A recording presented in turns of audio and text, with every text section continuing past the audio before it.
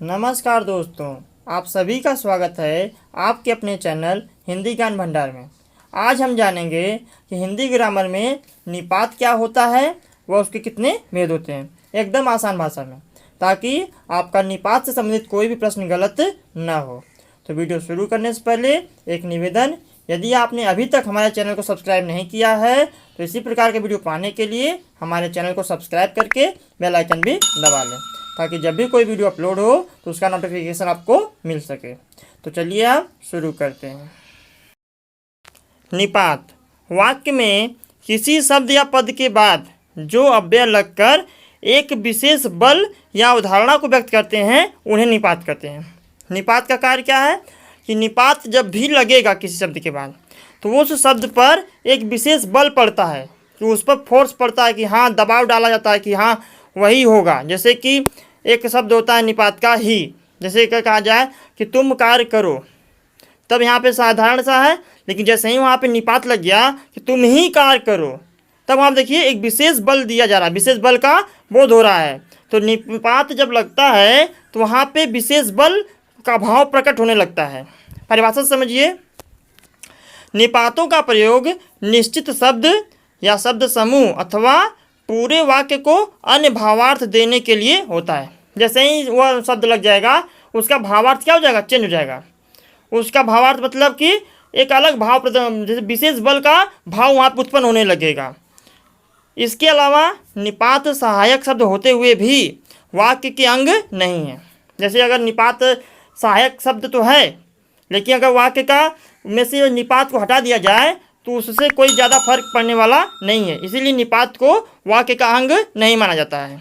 हाँ, वाक्य में इनके प्रयोग से उस वाक्य का समग्र अर्थ व्यक्त होता है, लेकिन इसको अंग नहीं माना जाता है। निपात का कोई लिंग वचन नहीं होता है, मूलतः इसका प्रयोग अव्ययों के लिए होता है।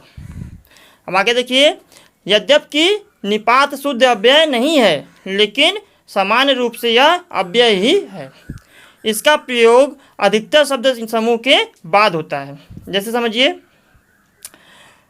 अब यहाँ पे वाक्य दिया गया है कि क्या आप सुन रहे हैं। अब यहाँ देखिए, अगर इसमें से क्या हटा दिया जाए तो क्या शब्द बनेगा, बनेगा आप सुन रहे हैं। देखिए अर्थ क्या निकल रहा है, आप सुन रहे हैं, लेकिन जैसे ही निपात लग गया वहाँ एक विशेष बल आ गया, क्या आप सुन रहे हैं, विशेष बल आया, और एक सहायक शब्द भी हुआ, लेकिन उसके हट जाने से, निपात शब्द को हट जाने से भी वाक्य का अर्थ बदल नहीं रहा है, इसीलिए निपात के शब्द को वाक्य का अंग नहीं माना जाता है। अगला देखिए, इस बात को एक मूर्ख जानता है।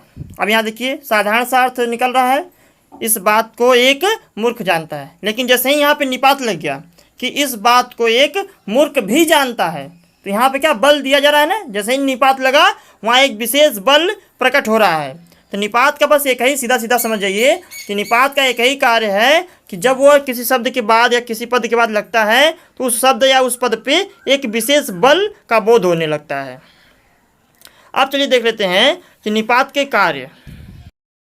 निपात के कार्य, निपात शब्दों का प्रयोग 4 प्रकार के कार्यों में किया जाता है। पहला, प्रश्न करने में प्रयोग। दूसरा, अस्वीकृत प्रकट करने में प्रयोग।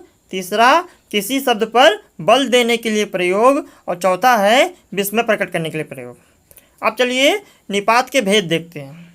निपात के मुख्यतः 9 भेद होते हैं। पहला, सकारात्मक निपात, जिसमें जैसे हाँ, जी आदि शब्द आते हैं। अगला है नकारात्मक निपात, जैसे नहीं, जी नहीं, ऐसे शब्द नकारात्मक निपात के होते हैं।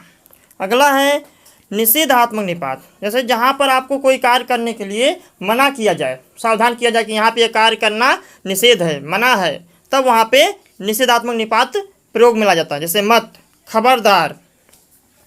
अगला है प्रश्नबोधक निपात, जैसे जब कोई प्रश्न पूछने के लिए विशेष बल का आवश्यकता पड़े तब वहाँ पे प्रश्नबोधक निपात का प्रयोग किया जाता है। जैसे ऊपर हमने पढ़ा था ना कि क्या आप सुन रहे हैं, तो वहाँ पे जो शब्द क्या था वो प्रश्नबोधक निपात का शब्द था। अगला देखिए, अगला है विस्मयादिबोधक निपात, जैसे काश, क्या, काश की, तब वहाँ पे आप समझिए कि ऐसे शब्द विस्मयादिबोधक निपात के होते हैं। अगला है बल प्रदायक निपात, ऐसे निपात जिसका प्रयोग बल प्रदान करने के लिए किया जाता है, जैसे ही, केवल, तक, पर, सिर्फ आदि।